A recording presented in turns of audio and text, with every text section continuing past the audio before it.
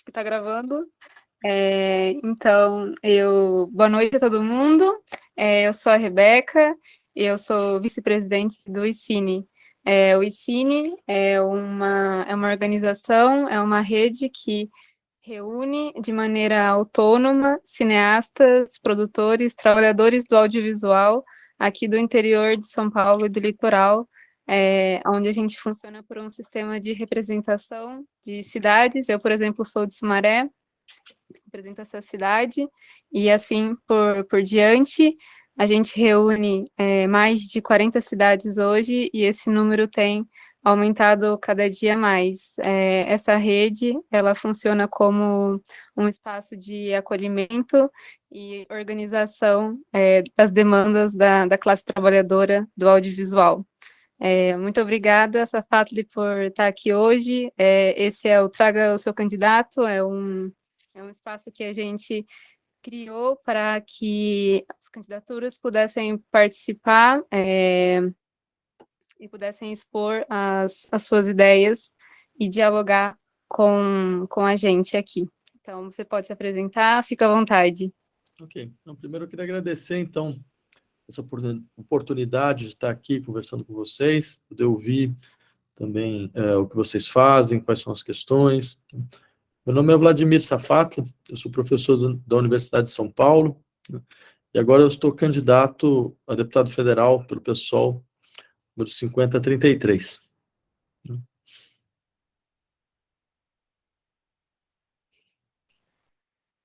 Perfeito.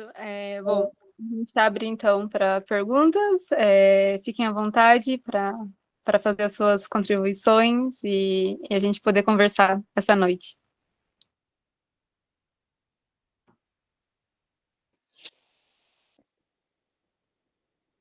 Eu posso começar, tudo bem, Beca? Bom, Safatli, que legal te receber nesse espaço aqui de Cine. A gente está nesse movimento de interiorizar o cinema, né?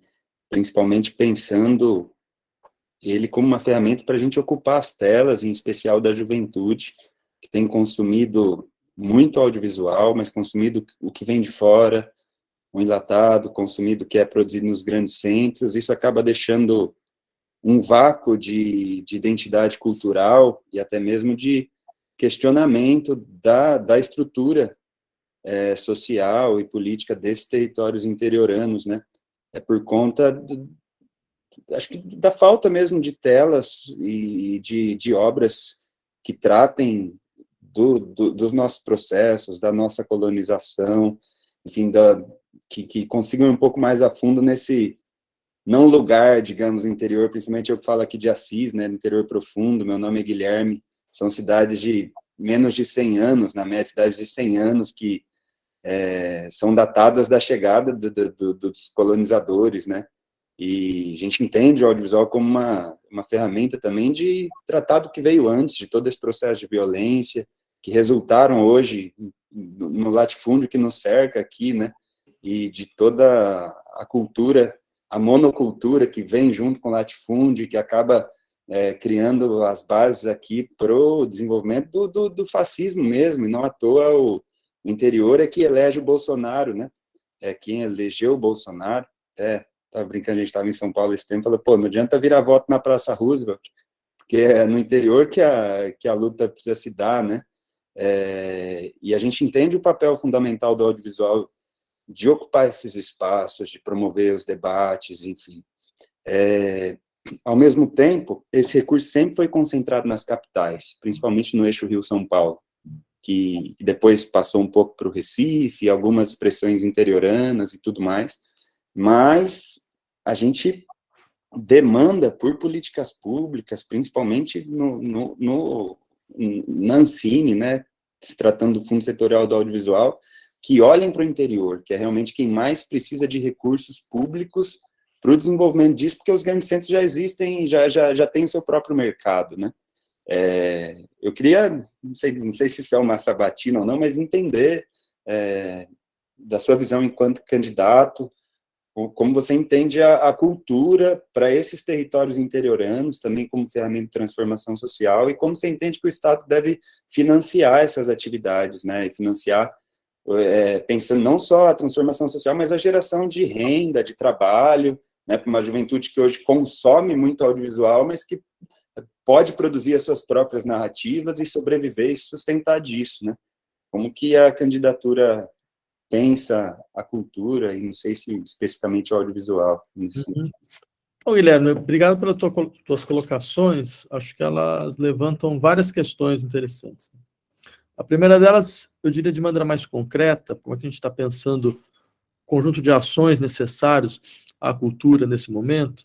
Eu começaria dizendo que, bem, a gente sabe como a cultura se transformou no grande campo de batalha hoje em dia no Brasil, né? E ela deve ser compreendida dessa forma, né? Quer dizer, é nela que se desdobra o eixo fundamental de tentativa de transformação da sociedade brasileira. Só que essa transformação ela pode ir para qualquer lado, né? A gente vê que esse governo é um governo que ele tem sim um projeto cultural. E tem um projeto cultural muito bem pensado e está muito enraizado dentro de uma certa história da cultura brasileira, né? Eu poderia fazer aqui, pegar todo esse tempo, fazer a genealogia do que é esse modernismo sombrio ligado ao fascismo nacional, sob as vias do integralismo, e como ele chega até o Bolsonaro, né? Então, e como, inclusive, isso, esse horizonte que parece ser um horizonte de mau gosto estético, na verdade, é um tipo de horizonte que você já encontrava nas revistas da ação integralista dos anos 30. Você dá uma pesquisa de marcha, vocês vão levar um susto, cair para trás, para ver como isso tem um ancoramento, porque é um pouco desrecalque das formas naturais do povo brasileiro, todo esse tipo de coisa. Tudo isso só para dizer, se esse é um campo de batalha, então acho que a gente esteve muito pouco preparado para ela, né?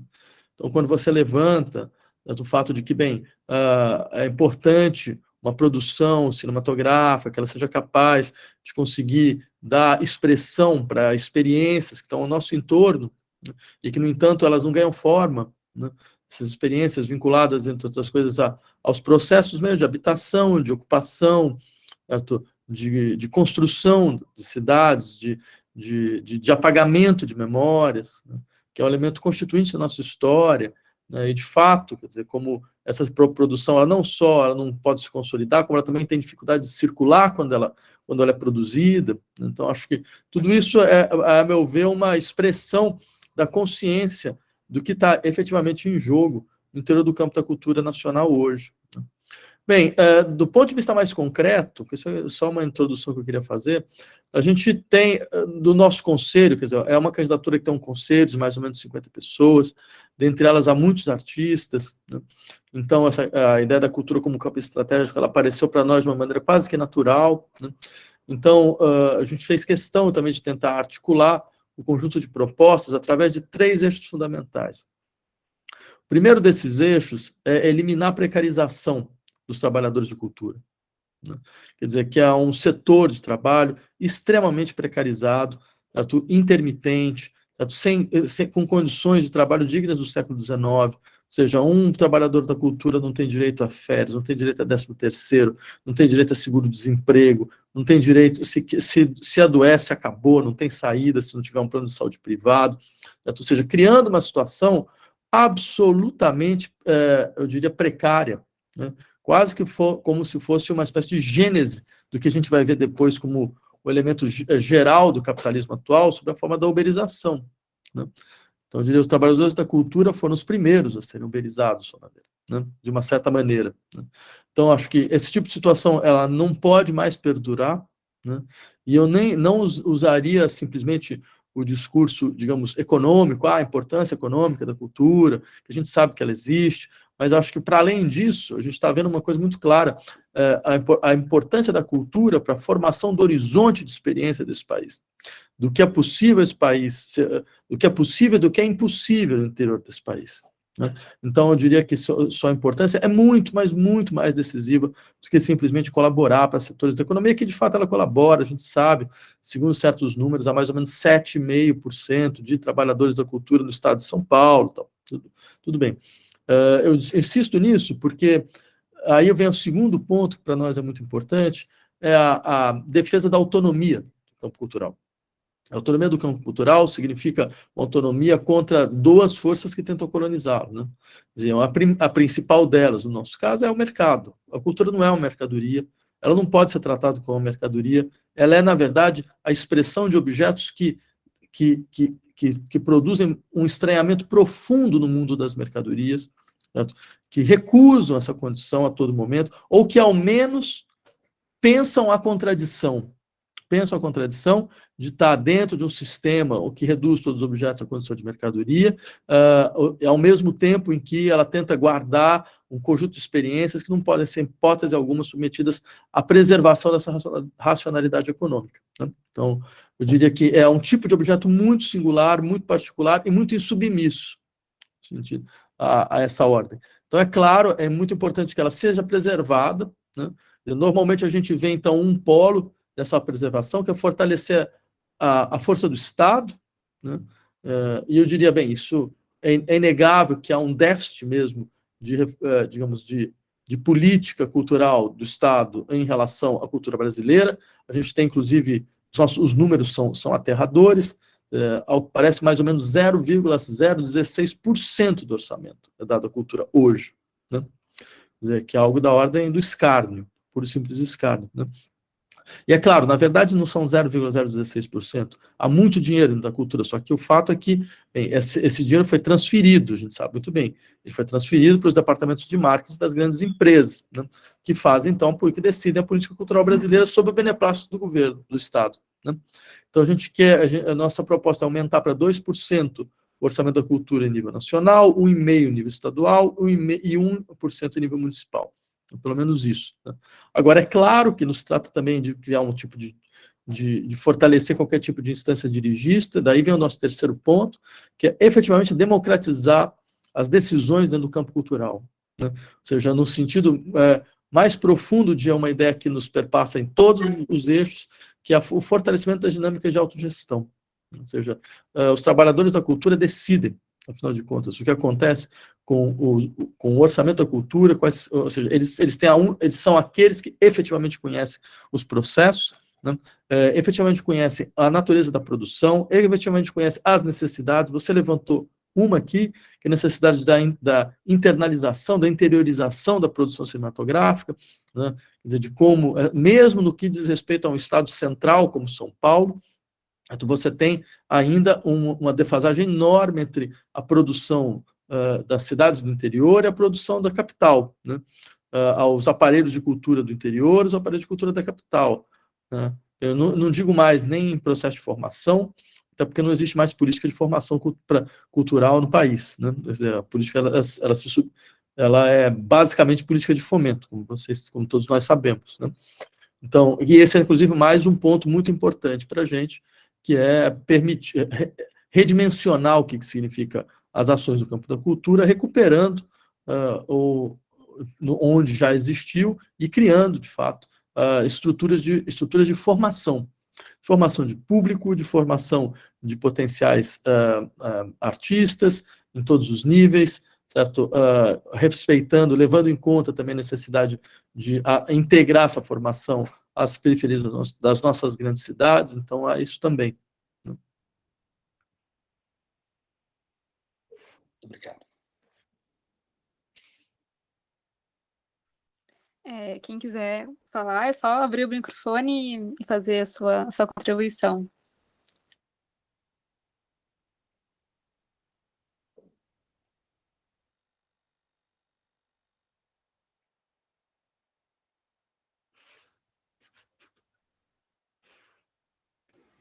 Bom, se ninguém vai falar, eu vou...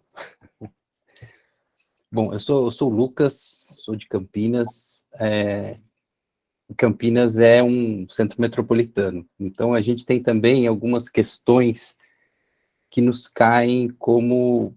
É até uma crise de identidade, ser a capital do interior, chamada capital do interior, né? Até uma crise, né? Não é interior, não é... Mas gostaria de ser capital, enfim. É uma cidade bem complexa e a gente tem o açoite o açoite escravocrata até os anos 30, a gente tem morte em praça pública, né? Então, assim, é uma cidade bem complexa e a gente está inserido nessa questão do interior e da capital. Então, a gente está no meio do caminho ali, a gente está muito próximo de São Paulo, né? Então, a gente tem essa questão que você falou dos 3 eixos, eu só peguei o primeiro, não peguei os outros 2, né? De terminar com a precarização, ou eliminar a precarização.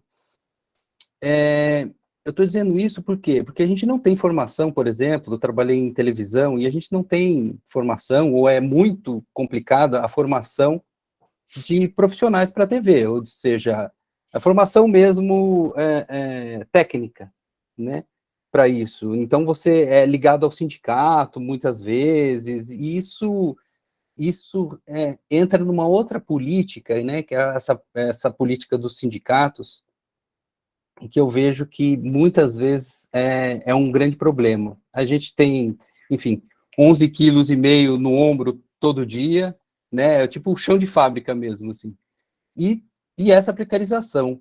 Então, eu não sei como a gente conseguiria que Campinas, né, fosse uma cidade em que a gente consiga ver para uma cidade menor, sem que essa cidade tenha que crescer, mas consiga ver sem essa ideia de que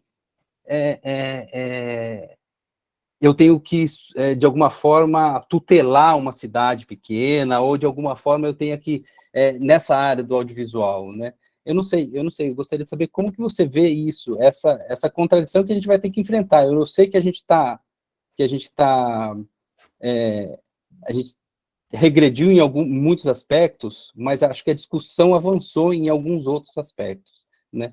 Então, não sei se foi clara a minha questão, mas como que a gente consegue manter, de alguma forma, a identidade das cidades, independente do seu tamanho, né? E acesso aos recursos, né? Tá. Então, Lucas, só para deixar claro, os 3 eixos fundamentais da nossa discussão sobre cultura o fim da precarização dos trabalhadores e das trabalhadoras da cultura, a defesa da autonomia do campo cultural, ou seja, a cultura não é mercadoria, ela também não deve ser submetida a nenhum tipo de poder dirigista, então daí a ideia de uma democracia fundamental como elemento decisivo dos processos de definição das políticas culturais.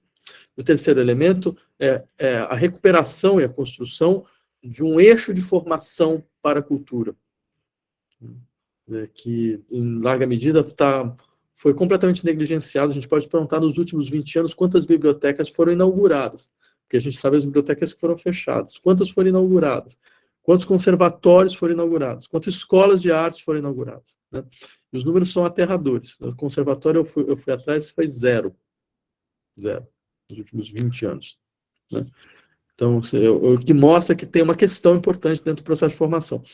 Agora, você pergunta também sobre como é possível preservar, então, se eu entendi muito bem, a singularidade, as singularidades locais das cidades, os seus ambientes, dentro de uma política mais ampla de cultura. Né? E daí que eu insisto que essa questão da democratização das decisões sobre a política cultural, ela passa, entre outras coisas, também entender que os orçamentos têm aplicação em territórios. Esses territórios, eles têm os seus profissionais, eles têm as pessoas que lá trabalham, né? As pessoas que lá trabalham, as pessoas que são capazes de interagir com o que lá acontece, certo? E que conhecem bem e que normalmente estão totalmente fora dos processos de decisão. Né? Essa coisa de fazer decisão a partir de conselho, de comitê, né? E conselhos muitas vezes que são completamente opacos, isso não é o horizonte necessário. Você pode pensar as coisas de uma forma muito diferente, muito diferente. Né? Quer dizer, permitindo que você crie assembleias de cultura, de trabalhadores e trabalhadoras da cultura, que podem discutir de forma aberta sobre o tipo de necessidade que os seus espaços precisam, como os recursos vão ser aplicados, se eles vão ser mais aplicados na recuperação do teatro, se vão ser mais aplicados na criação de leis de fomento para a dança, certo? Quer dizer, isso que só pode ser decidido localmente, porque as demandas locais, elas são singulares, né? Então, e acabam não sendo ouvidas, porque, como você bem lembrou, já foi lembrado já em várias outras circunstâncias, mesmo no estado de São Paulo, qual é o peso de decisão, digamos, dos outros 650 municípios dentro da política cultural do estado de São Paulo, a parte de São Paulo? É um peso completamente inadequado em relação ao que eles efetivamente representam no interior da vida do Estado. Né?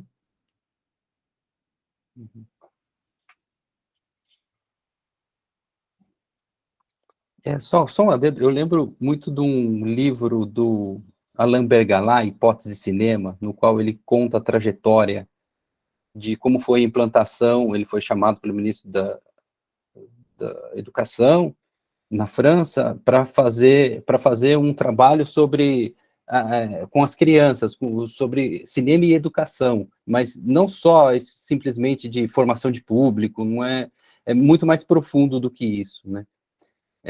Então, eu acho que tem duas coisas. Uma que é essa relação entre cinema e educação, que tem a ver com a questão técnica, mas tem a ver com uma coisa muito mais ampla.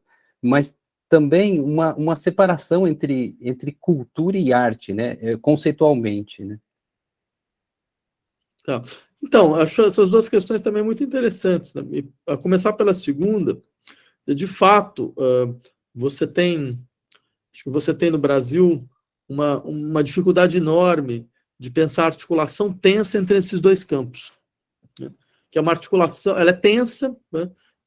E ela, porém, necessária, certo? E, no entanto, ou a gente, de uma certa forma, insiste, bem, os processos culturais, eles precisam ser pensados na sua integralidade, né? Mas não só na sua integralidade, digamos, ou seja, na sua potencialidade de produção, né? A sua potencialidade de produção de futuro, que é próprio de todos os processos culturais, e que muitas vezes eles são hierarquizados. Acho que essa é muito uma questão que aparece muitas vezes, ou seja, uma hierarquia de valores, né? Onde aquilo que é da ordem da experiência artística mais reconhecida no que diz respeito à nossa tradição ocidental, ela acaba tendo não só muito mais visibilidade, mas ela tem todos os recursos do Estado, né? E acho que talvez uma das questões importantes dentro desse campo é operar com a lógica de se o dinheiro público deve ser utilizado para alguma coisa no campo da cultura, para fazer circular o que não circula. Né? Quer dizer, você tem produções que têm muito mais facilidade de circulação, né?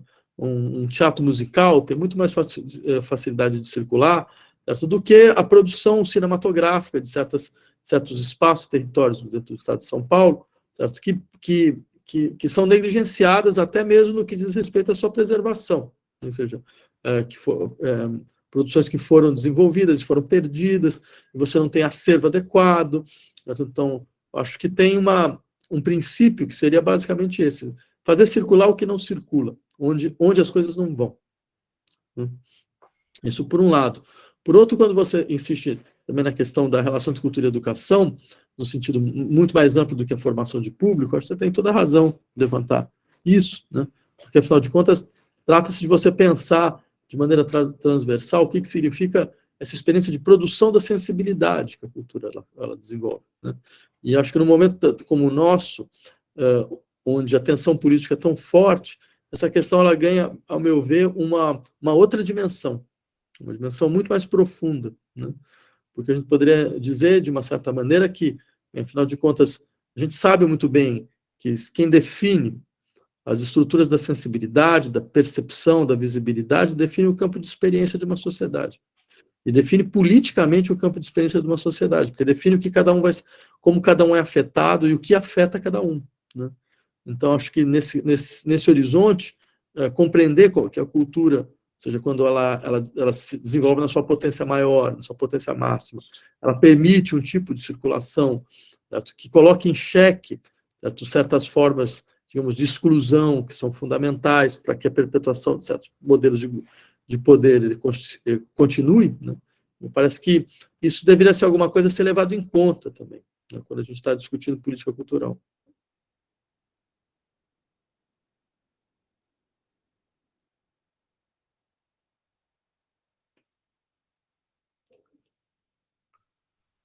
E esse é um dos trabalhos que o Cine faz, né? Essa questão da gente expandir essas telas por esses lugares aonde elas não chegam e fazer com que a nossa produção seja vista aqui, né? Para que a gente forme uma nova cinefilia com outras referências, né? Com as nossas referências, né? Com as nossas referências locais. Eu acho que isso é uma coisa que nos une a todos aqui. Uhum. Então, Rebeca, eu acho que em 2012, eu fui responsável pela elaboração do plano de cultura do então candidato Fernando Haddad. Eu e o Ricardo Musso, foi a gente que organizou. Então a gente foi, só para pegar um exemplo, bem, desculpa se é o exemplo da capital, mas é o exemplo que eu tinha, né? Mas só para pegar o exemplo da capital, né? Então a gente foi em todos os bairros para analisar os equipamentos de cultura de todos os bairros. E, por exemplo, o sujeito que morava em Perus, para ele poder ir ver uma tela de cinema, ele tinha que pegar o Rodoanel, né? Ele tinha que pegar o Rodoanel para poder ir lá para o centro, ou seja, fazer um périplo, um verdadeiro périplo, para poder para poder entrar num cinema, né? Aí eles utilizaram, de um certo momento, os céus, né, para isso, mas, mais uma vez, quer dizer, dentro de um espaço de total precariedade, quer dizer, algo que é um elemento fundamental, que a gente poderia dizer, o direito à cultura, né? O direito à cultura no sentido da garantia dos processos de produção, de difusão e de recepção, né? Quer dizer, então, fazer com que isso seja uma realidade, né? Eu acho que, nesse momento, é um elemento importante de luta política, né? No sentido mais forte do termo, né? Então, quer dizer, proliferar, né, multiplicar as telas de cinema, né, nas médias e pequenas cidades, né? Isso no momento onde, afinal de contas, a gente conhece a história do cinema, a transformação do cinema em igreja universal do Reino de Deus, né? Quer dizer, quantos cinemas em pequenas cidades se transformaram em igrejas, né? Acho que isso diz muito a respeito do que aconteceu com esse país, né? Quer dizer, o tipo, então, de imagem que começa a circular, né, e o tipo de imagem que desaparece, né?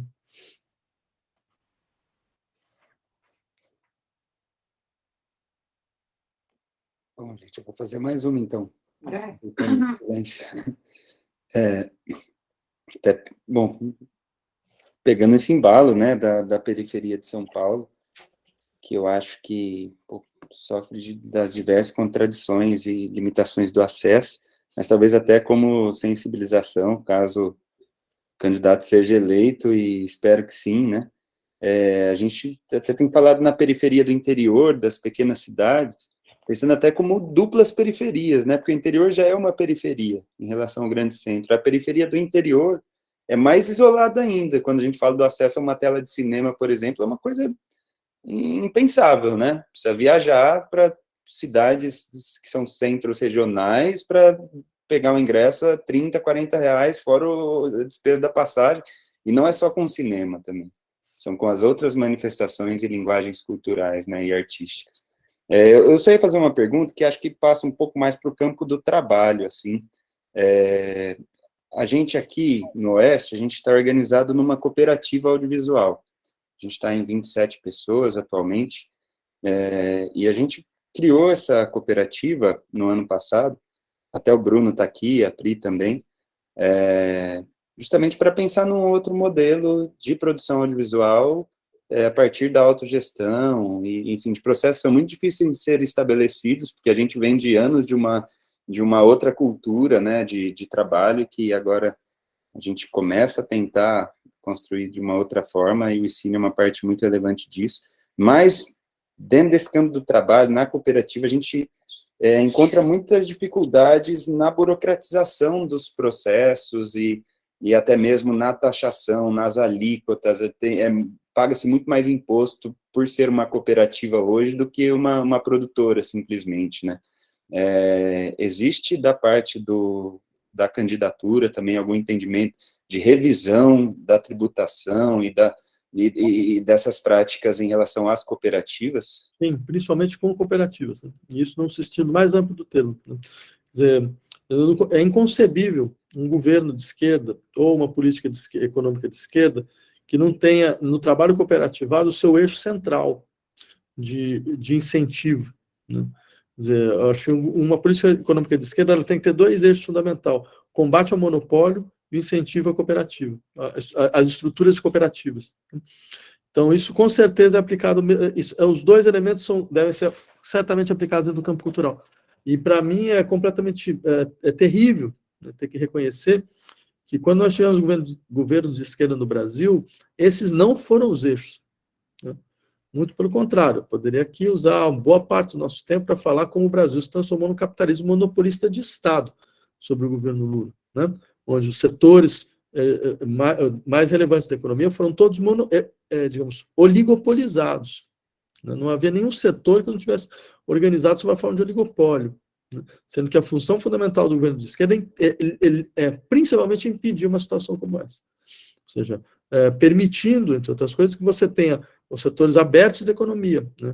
E abertos principalmente para esse tipo de trabalho de cooperativa, que tem como elemento central dentro de uma política de esquerda, que é a possibilidade dos trabalhadores se autogestionarem, né?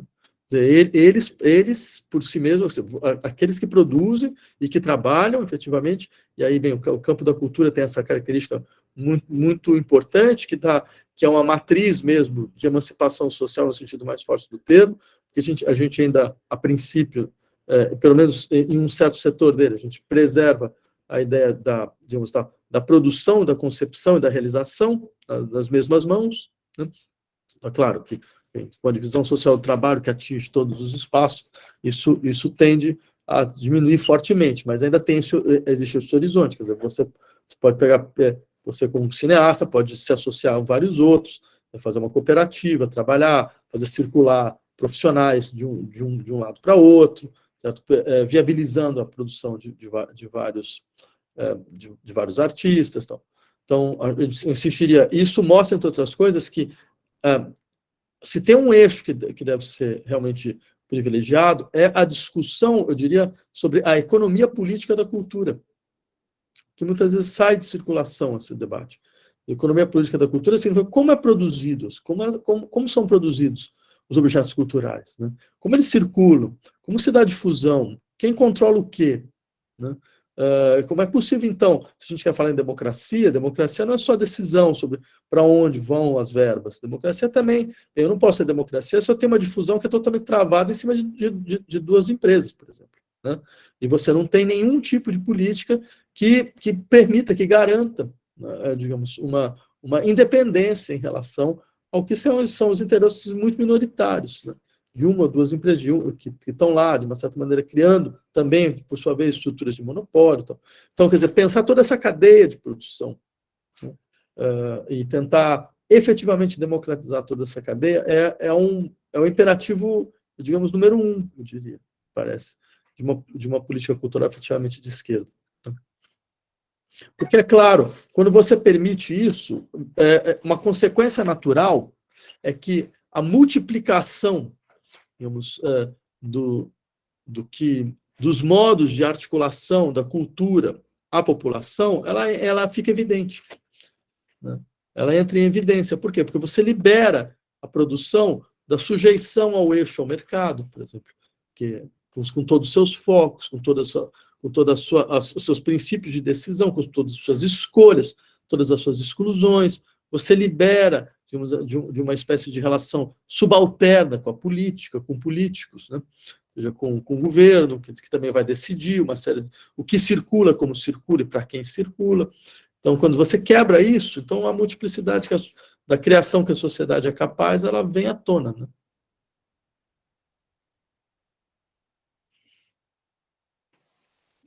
Eu estou achando muito interessante, estou gostando muito disso tudo.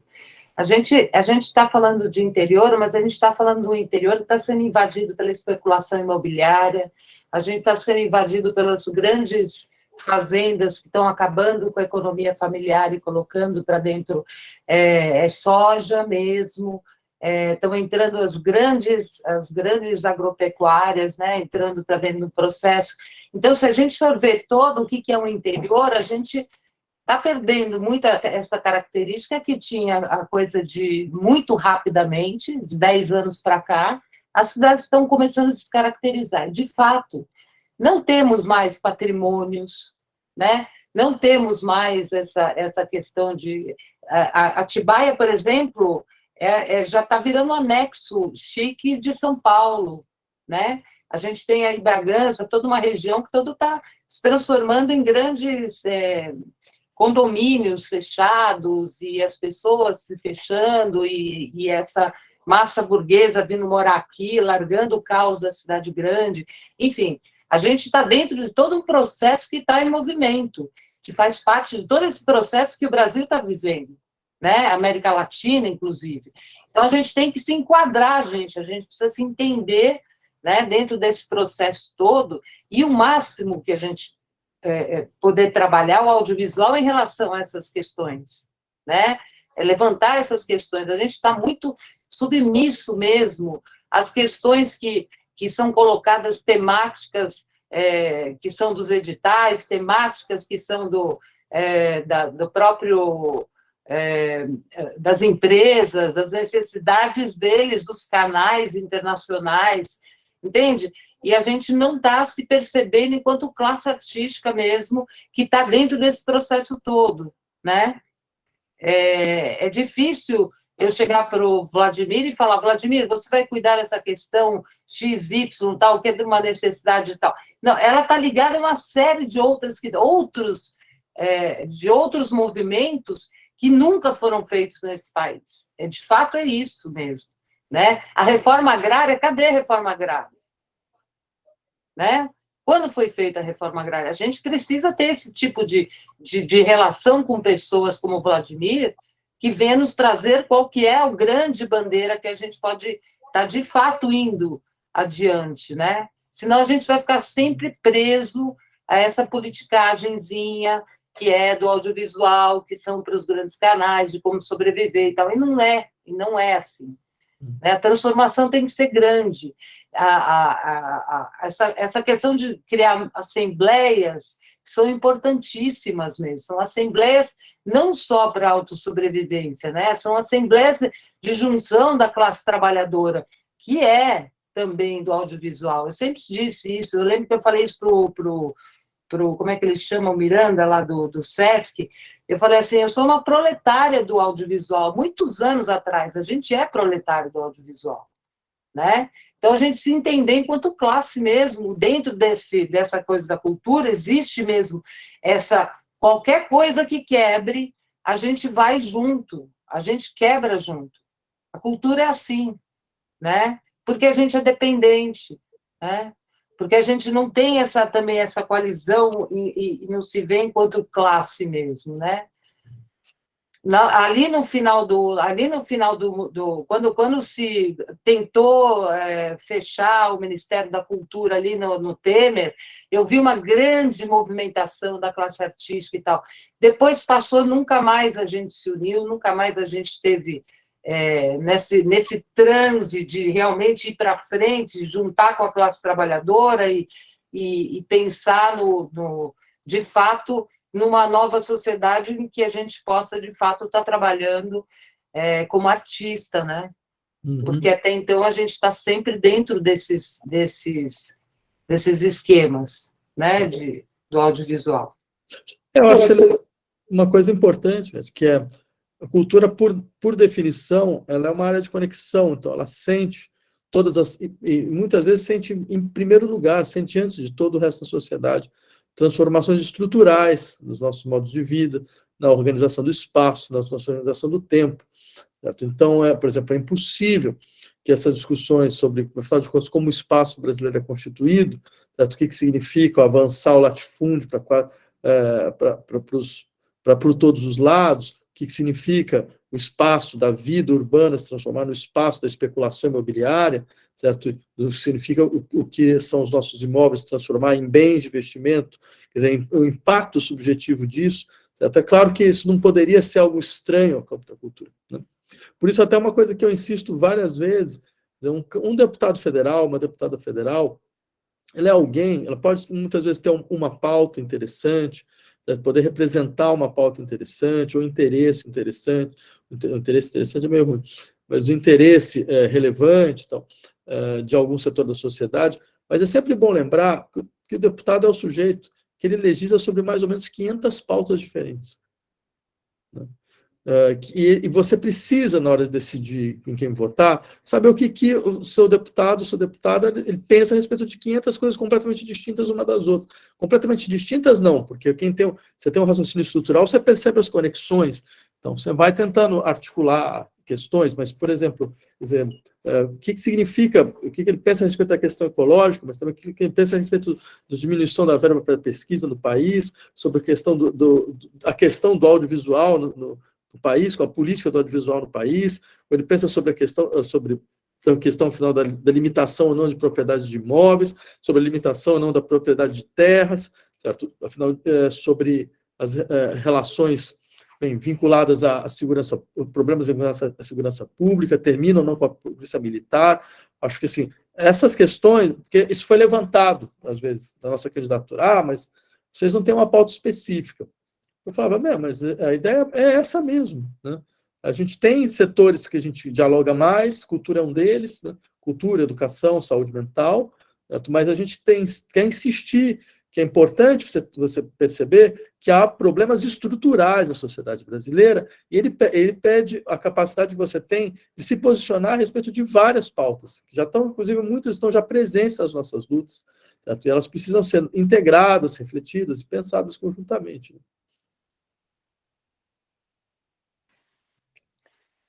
Olá, boa noite.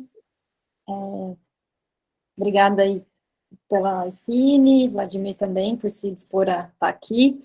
E também agradecer já de antemão, né, se torcemos, né, para que você esteja lá e representar, né, tantas pessoas aí naquele ninho, que a gente sabe que não é fácil, né? Pelo menos daqui parece que não é. E aí até fiquei bastante curiosa, né, eu tenho curiosidade com duas questões, até um pouco, uma de forma prática, né. Ontem eu estava com o pessoal do Povo da Cultura, né, e a gente estava discutindo aqui em Piracicaba, né, eu sou de Piracicaba, do interior também, e duas questões, né, que a gente falou bastante, né. Uma, né, eu cheguei já na pergunta do Lucas, então não sei se também teve essa sua apresentação nesse sentido, né. Eu era uma leitora, né, da tua coluna na Folha, e aí fiquei pensando o que te leva, né, a ir para esse lugar que, né, é super complexo, e a gente está vendo uma série de candidaturas muito interessantes da área da humanas, né, nesse ano, e assim, isso acho que enche a gente de ânimo, né, de pessoas que estão se dispondo, né, a ir para esse lugar da batalha. E a outra é assim, né, uma candidatura federal, né, requer muitos votos, né. E aí a gente está falando de um interior que a gente ainda, principalmente aqui no estado de São Paulo, né, não posso dizer pelos outros, mas a gente sabe que é um interior que elege Bolsonaro, né. E aí a gente tem feito um trabalho assim e ontem a gente fez muito um trabalho de reflexão em como a gente sensibiliza esses outros eleitores, né, que não tem assim uma afeição à cultura, uma clareza, enfim, né, a gente conversou muito sobre isso, né, ontem. E aí eu gostaria também de saber, né, de você isso, né, então, como que a campanha de vocês tem pensado isso, né, de que forma a gente pode também levar isso, né, porque esse olhar para esse interior que elege, né, esses outros candidatos, a gente aqui, cada um na sua cidade sabe o adversário que está enfrentando, porque são candidatos que estão há 1000 anos já, né, como deputados estaduais e federais, e a gente olha para eles e eles estão aí comprando voto, né, a gente está vendo isso aqui, né, então como que a gente, como que vocês têm pensado isso também, né, eu gostaria de saber quantos votos você tem que ter, né, para conseguir se eleger a princípio. Tá, então... Obrigada, Viviane. Então, Bruno, isso depende muito do coeficiente eleitoral, da quantidade de votos que a federação vai fazer. Ou seja, depende muito dos puxadores de votos. A gente não sabe efetivamente quanto eles vão conseguir. Então, digamos que a federação deve fazer entre 5, 7, na melhor das hipóteses, 8 deputados, né? E dentro desses 8, quer dizer, a nossa candidatura está bem posicionada, né? Algo em torno de 80 a 100 mil votos, a gente diria que seria algo que poderia viabilizar, né? Bem, é verdade, é a primeira vez como candidato, eu havia sido sondado, houve uma pré-candidatura para governador do estado em 2014, mas acabou que não prosperou por questões internas ao partido, né? E como vocês sabem bem, eu não sou um político profissional, né? E não só não sou, como não estou nem um pouco disposto a me transformar, né? Até porque eu acho que o político profissional é uma excrescência da democracia liberal. Isso não faz o menor sentido completo. Político não é um substantivo, é um adjetivo, né? Então, acho que as pessoas elas deveriam ter as suas funções. Se você é cineasta, então, num dado momento, você ocupa um cargo público, é elegida para um cargo público, e você volta para a sua posição, né? E isso seria fundamental para a democracia deixar de ser um rascunho e ela realmente existir, né? Porque a ideia é que o poder circula na mão de todos. E é claro, se você vai se perpetuando no poder, quer dizer, o poder vai cristalizando na sua mão, né? E aí tem toda a estratégia para você não deixar o poder sair da sua mão, né? E você se colocar como uma pessoa providencial, necessária, fundamental, impossível. O país não vai viver sem você, como deputado federal, quer dizer, e todo esse tipo de coisa. Quer dizer, então, e que a gente sabe que, bem, isso é, mais uma vez, isso não só não deveria ser assim, como nem é. Quer dizer, as pessoas que começam a fazer isso, elas vão perdendo a sua conexão com os processos concretos e reais da vida cotidiana, né? Que é o que a sua profissão te dá, o que o seu trabalho te dá, o que é o fato de você estar trabalhando em alguma coisa que não seja simplesmente articulação política, né?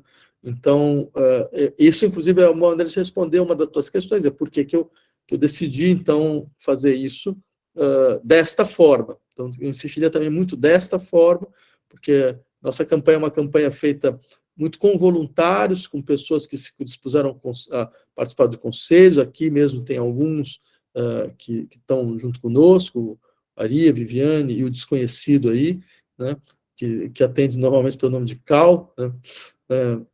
Mas, então, vocês percebem, são pessoas que não são profissionais da política, a gente não procurou profissionais da política, a gente não tem uma agência de publicidade, até porque, bem, é absolutamente fantástico como você vai percebendo a degradação da linguagem política, e vocês, como pessoas do campo da cultura, do audiovisual, sabem melhor do que ninguém o que significa uma linguagem degradada, né? Como ela é incapaz, efetivamente, de trazer a força da experiência dentro do campo da circulação, né? Então, como a política brasileira ela tem hoje essa característica, né? Uma linguagem completamente degradada, né? O último estágio que eu estou vendo são os políticos de esquerda usarem aquelas estéticas de evangélicos, né? De tia do WhatsApp evangélica, né? Para ficar mandando cards e coisas dessa natureza, que é algo que, bem, como dizia o velho Mayakovsky, né? Uma experiência revolucionária exige uma arte revolucionária, né? Ou seja, e essa arte revolucionária exige uma forma revolucionária, né? Você não pode esperar que você vai abrir mão da sua forma como se a forma fosse um invólucro, né? Uma coisa completamente à parte do conteúdo. Não, você tá mudando radicalmente o seu conteúdo. Então, tudo isso para dizer, bem, tinha isso e também tinha uma questão que é o estágio atual da política brasileira, né? Não só a situação desesperadora na qual nós nos encontramos, né? Eu acho que os profissionais os trabalhadores da cultura percebem isso de uma maneira muito, muito na carne a todo momento, foram os primeiros a perceberem isso, antes mesmo do Bolsonaro ser presidente da República, certo? Ou seja, a gente vive num país que desrecalcou sua matriz fascista, né, e uma matriz que não vai desaparecer depois do dia 2 de outubro, independente de qual seja o resultado. A extrema-direita brasileira vai ter uma bancada muito forte, ela vai ter governadores em estados muito importantes, ela corre, inclusive, o risco de fazer o governador em São Paulo. Certo? E se ela conseguir fazer o São Paulo, Minas e Rio de Janeiro, ela trava qualquer governo federal, né? Ela vai criar um sistema de travas que vai impossibilitar qualquer governo federal. Ou seja, a nossa situação ela não fica mais fácil depois do dia 2 de outubro, ela continua uma situação muito difícil, certo? Então, nesse horizonte, a meu ver, é muito importante que aqueles que, bem, de uma maneira ou de outra, têm circulação na opinião pública, na sociedade civil, que elas participem deste momento, né? Em um momento em que eu acho, inclusive, que da esquerda brasileira, é um momento onde a esquerda brasileira ela entra em colapso. Eu já escrevi sobre isso, né? E eu não esqueço o que eu escrevi, né? Então, e nem peço para ninguém esquecer o que eu escrevi. Eu tinha dito que a esquerda brasileira tinha morrido, né? E acho, de fato, que o que a gente foi vendo depois é um pouco isso, uma retração do horizonte de expectativa, uma retração do horizonte de enunciação, da nossa capacidade de enunciar aquilo que a gente quer, como se fosse uma condição para a gente conseguir garantir alguma forma de governo. Só que eu diria que essa conta ela não fecha, ela simplesmente não fecha. Ela não é uma condição para a gente não vai conseguir governar melhor falando menos, né? Dizendo menos o que a gente quer, enunciando menos o que a gente quer. A gente vai se transmutar até um ponto tal onde a gente não vai nem mais se auto-reconhecer, ou reconhecer aquilo que a gente efetivamente quer, aquilo que a gente qual a nossa efetiva função. Então, eu acho que nesses momentos de radicalização, esses são os momentos onde a gente tem que falar mais alto o que significa ser de esquerda. Colocar muito claramente as nossas pautas, né? E não abrir mão delas. Porque, senão, o que acontece, a dinâmica de ruptura, ela parece que vem só da extrema-direita. E a gente vai sendo cada vez mais o partido da ordem. E é claro, sustentar o partido da ordem num país como o Brasil é não só suicida, como é insano. É completamente insano. E eu temo que a gente está sendo colocado dentro desse horizonte, desta forma. Claro, sei de todas as dificuldades, como eu já disse várias vezes, eu voto no Lula no primeiro turno. Essa não é a questão. Mas eu também votaria em qualquer um que estivesse bem posicionado contra o Bolsonaro, porque a questão fundamental, do meu ponto de vista, é realmente parar o governo Bolsonaro o mais rápido possível. É impedir que ele continue mais um dia, porque esse governo já tinha que ter acabado há 2 anos atrás. Eu assinei um dos primeiros pedidos. Eu só não digo que eu assinei o primeiro pedido de impeachment, porque, infelizmente, o primeiro pedido de impeachment foi feito pelo Alexandre Frota. Isso vai entrar para a história brasileira. Ele foi o primeiro cara a conseguir apresentar um pedido de impeachment para o Congresso Nacional contra o Bolsonaro. A gente fez o segundo, né? Eu era uma das 5 primeiras assinaturas do segundo, que é o primeiro pedido de esquerda. Então, ou seja, eu acho que o governo Bolsonaro tinha que ter terminado há 2 anos atrás, né? Pelo menos. Né? E me espanta muito que naquele momento, a gente pedia para colocar a gente na rua, para insistir, para dizer que o governo não podia continuar nem mais um dia, setores da esquerda e mesmo do meu partido foram completamente contra. Né? E a gente teve que ficar batendo boca dentro do partido para isso. Né? O resultado está aí. Então está o Bolsonaro forte, certo? Com risco, inclusive, de ganhar realmente. Né? Quem espera que isso termine no primeiro turno, eu sinto informar, e eu acho, inclusive, muito ruim falar que isso pode terminar no primeiro turno, porque isso vai gerar uma frustração muito grande em um certo setor da sociedade, que vai demorar para voltar a entender que tem que estar na batalha política. Eu acho até estrategicamente é um erro falar uma coisa dessa. Você tem que falar, não vai terminar no primeiro turno, você se prepara, a luta vai ser dura, respira fundo, entendeu? Porque não vai ser os 29 dias, vão ser quase 2 meses. E a gente vai precisar de cada dia no interior desses 2 meses. Certo? Isso para não falar o que vai acontecer depois. Né? Então, eu diria, dentro desse horizonte, eu acho que sim, é importante que a gente consiga criar uma bancada muito forte e muito comprometida com a esquerda, né? Efetivamente comprometida, né? E é um pouco o horizonte do que eu gostaria de fazer. Né? Quer dizer, eu acho que a melhor contribuição que a gente pode dar não é sendo a base do próximo governo, é sendo a oposição de esquerda do governo. Então, eu também não vou mentir para ninguém do que eu acho que é importante fazer, certo? E eu acho que isso é uma contribuição muito mais efetiva, certo? Porque isso vai obrigar, então, o governo a perceber que ele tem uma oposição à sua esquerda, então que ele precisa saber lidar com ela e não se deixar cair muito ao centro. Se a gente tentar fazer a luta interna, eu acho que isso não vai dar certo, como não deu certo e não dará certo pela segunda vez, certo? Então, não deu certo durante os 3 anos, não vai dar certo de novo.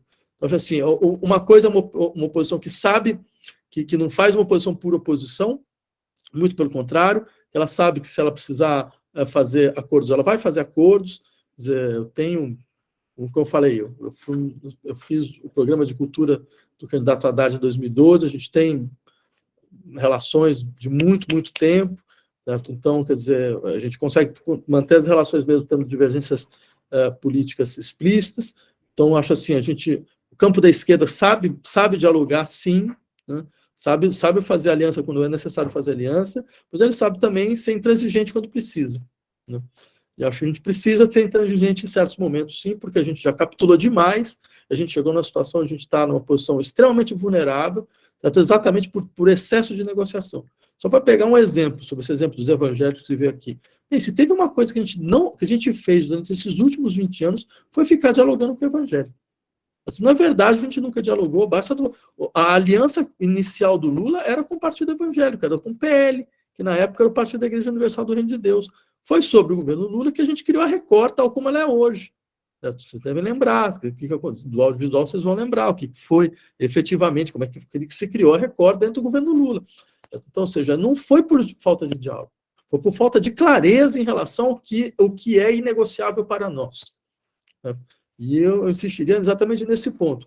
Eu acho que é importante candidaturas que tenham para si essa tarefa. Dizer e defender e combater aquilo que é inegociável para nós.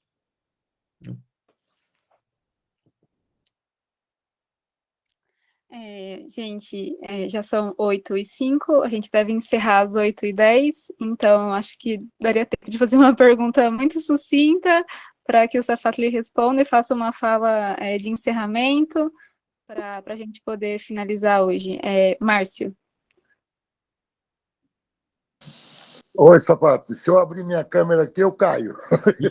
Eu estou na roça aqui, no sítio é bem capenga. Bom, te parabenizar por você estar se pondo à disposição. Eu também estou me colocando à disposição, porque eu acho que o momento é esse. É o momento de cada um colocar, furar bolha, estar na rua, estar dialogando, entendeu? Não adianta a gente ficar falando em bolha, nós precisamos ampliar a discussão. Existem pontos que a gente não deve abrir mão. Eu sou da Graxa há 50 anos e também formado nas humanas e acompanhando esse processo. Eu torço muito para que dê certo. Penso que você é uma pessoa fundamental no ponto de vista de estar organizando esse raciocínio de uma crítica coerente. A gente sabe que tudo que aconteceu foi por conta de por uma hegemonia partidária se sufocar as pessoas que faziam a crítica dentro do partido que ficou esse tempo todo. Eu estou numa bancada, a gente está aí, mas eu não deixo de colocar esse ponto e trazer essa reflexão, assim como sou um ensiner, né? E fico o tempo todo cutucando, dizendo, gente, a gente tem que furar a bolha. Então, gostaria de desejar para você boa sorte, dizer que a gente está junto aí na luta para a construção de uma possibilidade maior. Eu acho que, assim, não vamos sair do campo da utopia, né, porque a utopia é maravilhosa e ela, com certeza, ajuda a construir as ideias, né? Então, assim, te desejo boa sorte e torcendo por você também, companheiro, tá bom? Grande abraço. Tá, muito obrigado pelas tuas palavras, também desejo boa sorte para vocês aí. E também a gente tem concordância em relação a isso que você levantou. Acho, de fato, quer dizer, não faz nenhum sentido imaginar no campo da esquerda que a crítica seja um problema, né? Eu acho que a gente se fortalece dessa forma, a gente cresce nisso, né? A gente cresce porque crítica significa capacidade de revisão, capacidade de retificação, significa também quebrar uma certa ideia do poder que seria baseada na onisciência, certo?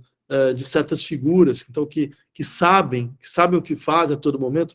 Não, política é andar num campo escuro, política é andar num quarto escuro. Então, aos poucos, você vai percebendo onde estão as coisas. Então, para isso, é muito importante você ter essa disposição de falar, não, peraí, não era por aqui, vamos tentar de outra forma, poder chegar à população e falar, não, a gente imaginava que poderia dar certo dessa maneira, não vai dar certo dessa maneira, vamos tentar de outra maneira. Há uma instabilidade do campo político, né? que é um elemento que muitas vezes deixa as pessoas um pouco sem paciência com a política. Por isso, né? Mas eu acho que isso não faz o menor sentido. Então, por isso, para mim, acho que a autocrítica no campo da esquerda sempre foi um elemento decisivo, né? Quer dizer, todos nós erramos, eu errei várias vezes em várias análises, né? Quer dizer, o que obrigou, então, por exemplo, uma delas não tinha é uma autocrítica, não tinha consciência do que era a dimensão do fascismo brasileiro, né? Talvez na posição que eu estava, onde eu estava, não dava para ver, né? A gente sabia da violência do Estado brasileiro, tudo, mas não imaginava que você tinha uma matriz fascista que consolida a história brasileira dessa forma. E tem esse nome não é um nome retórico, é um nome analítico, né? De fato, esse é o nome adequado para o que a gente vive, para o que a gente viveu, para o tipo de coisa, da experiência que a gente teve.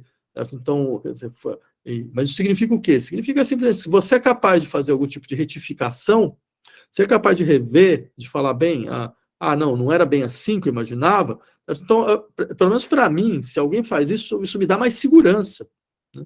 Me dá muito mais segurança, porque eu sei que eu não vou estar lidando com um sujeito que tem a ilusão de onisciência, né? Que vai vir com essa velha história do poder que não, fica tranquilo que eu sei, né? Todo mundo que falou fica tranquilo que eu sei, deu tudo errado, né? Então, assim, acho que está na hora de a gente pensar em outra forma de exercitar o poder, né? Um poder que se exercita se criticando, né? E estando disposto, inclusive, a ouvir crítica, né?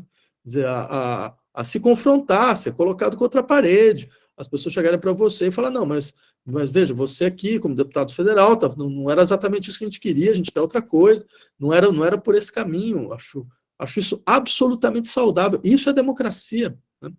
Isso é o caráter, digamos assim, destituinte da democracia, ela destitui essas figuras de autoridade, ela coloca as pessoas numa dinâmica de horizontalidade, eu acho que é isso que falta na política brasileira. Bom, Safatli, muito obrigada por estar aqui com a gente hoje e escutar essas nossas vozes aqui do interior, nossas ideias e demandas. A gente está à disposição e espero que a gente possa conversar mais vezes. Muito obrigada mais uma vez. Eu que agradeço. Muito obrigado pela presença de todos vocês. Muito obrigada, gente, por virem hoje. Obrigada, Isso é disponibilizado para vocês. Vamos ajudar na campanha, sim. Boa noite, obrigada. Boa noite, gente. Bom descanso a todos. Tchau, tchau. Boa noite, gente. Tchau, tchau. Boa noite.